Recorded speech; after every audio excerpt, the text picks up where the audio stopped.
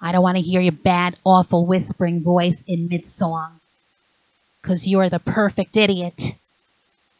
You are the sign of the devil just come out of Eric Stewart's life. And don't annoy me with that stupid big boys don't cry nonsense galore that goes to my head, for God in heaven's sake. Mr. Eric Stewart would have realized he broke up with his wife Gloria 9 years after they were married since 1966, when he had to let go of the relationship after she asked him, "Why did you not say I love you?" He would have not pretended that he broke away from her for a short time. For real, he could have announced that he was through with love and romance. So he and his friend Graham Gouldman co-wrote a breakup song that said, "I'm not in love," which mainly would have been all about a lonely, downcast man with his feelings hurt, locked up in an orphanage, missing his first wife he was in love with for the first time around. He would have not lied to himself when he would have stayed true to his roots. He could have sung that song with more feeling, with soul, and with more serious meaning, instead of complaining too much. He would have been more meaningful rather than cynical. I repeat, for that serious ballad, "I'm Not in Love," he would have been more seriously meaningful rather than super cynical. That's what in the past he could have done. He also would have realized that the breakup he had with Gloria didn't last very long. Boys and girls, may I have your attention, please? Here are a few specific questions I would like to ask all of you. Question number 1. When you listen to Eric Stewart sing a meaningful ballad all about a man in distress, missing his first wife he was in love with until the day she died, entitled "I'm Not in Love," would you ever shut the world on him by telling him to be quiet in an unfriendly manner without saying please and thank you? No! Question number 2. Would you assume that big boys don't cry, which I know is false? No! And question number 3. Would you listen to the constant annoying loop repeating Kathy's last dimwit line, "Big boys don't cry," over and over again like a broken record, just to make that heartfelt ballad go off that drives you crazy? No! Then, God willing, I had to take down her impossible parts that in mid-song made no kind of sense. Why have her doing it in the middle of the pop song like that? That's more than just foolish. Come to think of it, the truth is she sounded like she had a lack of knowledge. I can tell that she's not one of a kind because, God forbid, she never deserves the best. I must comprehend that her last 4 words in mid-song of "I'm Not in Love," "Big boys don't cry," that we're repeating ever so often, they lie, because my fact is they're not true. They're false.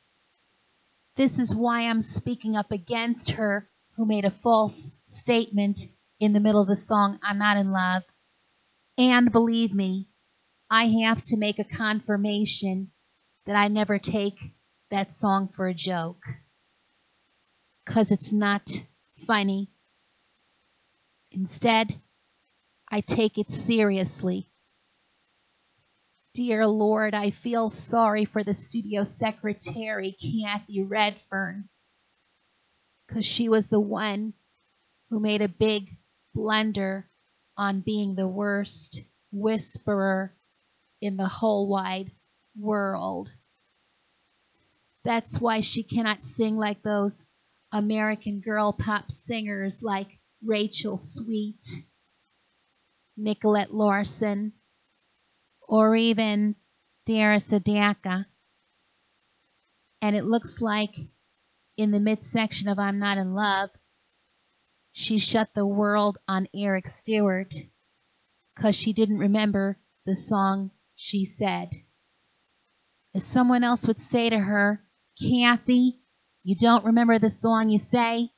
No, you don't, because you closed his mouth, telling him to be quiet, which is not fair to me. That's because you don't like to hear his meaningful music where it has the message in a song called I'm Not in Love.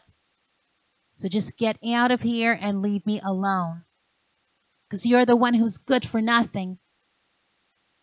I have to realize that Kathy Redfern is a fake, because she's not the kind of woman who faces reality. You see, that's what made the original epic version too long, too British, too tiring, too boring, and too lengthy without cutting it short. Besides, Mercury, their record label, had no time to delete her part, which I feel is unnecessary and impossible, to make it more neat and more concise in an American style, to give it a sensible length of 4 minutes and 25 seconds. That's what should have been in the past.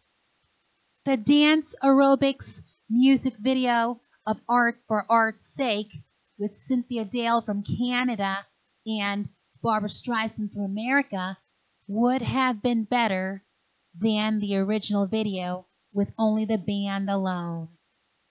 The edited version of that song on a small 7-inch 45 RPM single is a lot 10 times better than the original LP version taken from their 4th album, How Dare You. That is too long for me. The Woman Hunter music video version of I'm Mandy Fly Me with America's Beauty, Barbara Eden, Stuart Whitman, and the late Robert Vaughn is a lot 10 times better than the original video with the band alone, with too many abstract images that spoil up the picture. Also, the edited version of that song on the small 7-inch 45 RPM single is a lot 10 times better than the one on the LP that is too long for me, taken from the same album from 1976. Both bands were hugely fond of overdubs. Massed vocals, you know. I mean, we were studio bands, essentially. I mean, Queen were lucky enough to have Freddie as a frontman. We didn't really have a frontman as such. We weren't showmen at all.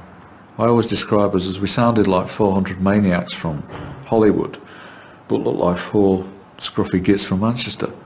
And maybe that's why it didn't quite work as well as it could have done. Looking back on that era, bands like Queen and other sort of more literary kind of bands got more recognition or are remembered more because they were more flamboyant than 10cc. 10cc were always we were all about the music.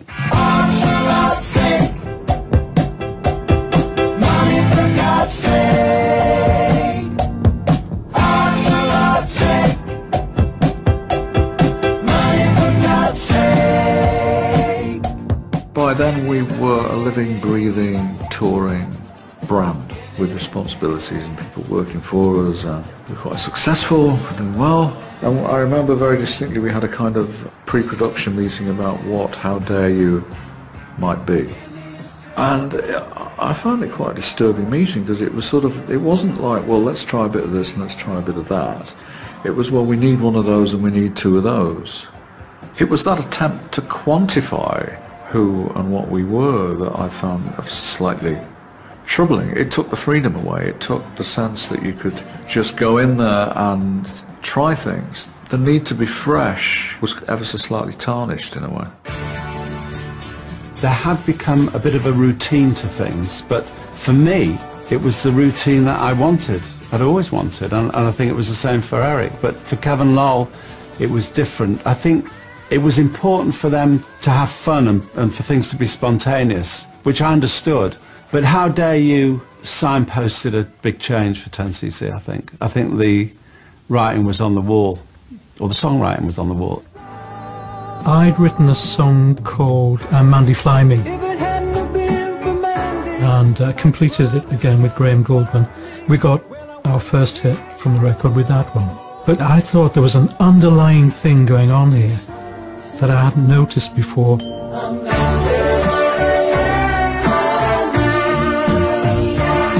Kevin and Lowell weren't that happy, in that they weren't enjoying it as much. And it also coincided with them doing an album that featured their invention of the Gizmotron, which was an attachment that went onto the guitar.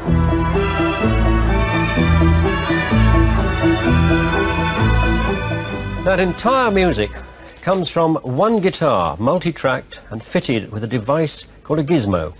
The gizmo was devised by Lowell Cream and Kevin Godley of 10cc. This is the actual prototype that I had on my guitar. It's not been used for 40 years. But the electric motor is here. It's now got a drive cable, a little cable, that makes this rotary cog here spin. And every time I press one of those buttons, or all of them, they come down and the little rotary plectrums will strike the string. So I put it on the guitar and I could play like that. I could either pick and hold one down and play, or I could hold a chord down. I had it going, and even pluck other top lines. And then I learned to play it.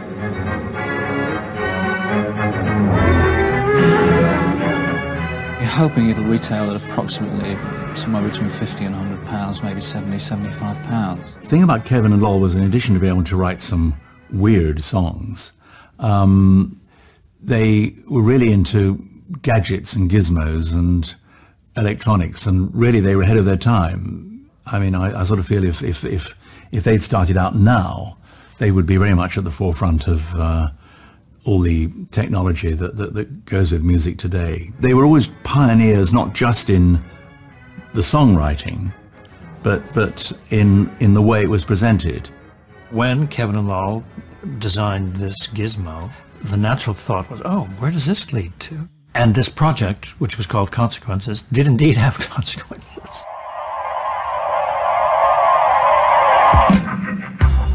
Kevin Lowell, who were actually recording Consequences at the time while the other album hadn't been completed. So they drained themselves as well. If they do a lot of work on Consequences, and then they go in the studio afterwards and listen to what Eric and Graham had to offer, and maybe they weren't very kind about it or something, I could see there being terrific tensions in there. We had a meeting after one of these buddy holidays that Paul McCartney used to have. We're all there with Gardner, Clapton, Elton, Queen, everybody in the music business there. After it, we started talking about the future of 10cc, and I played them The Things We Do for Love.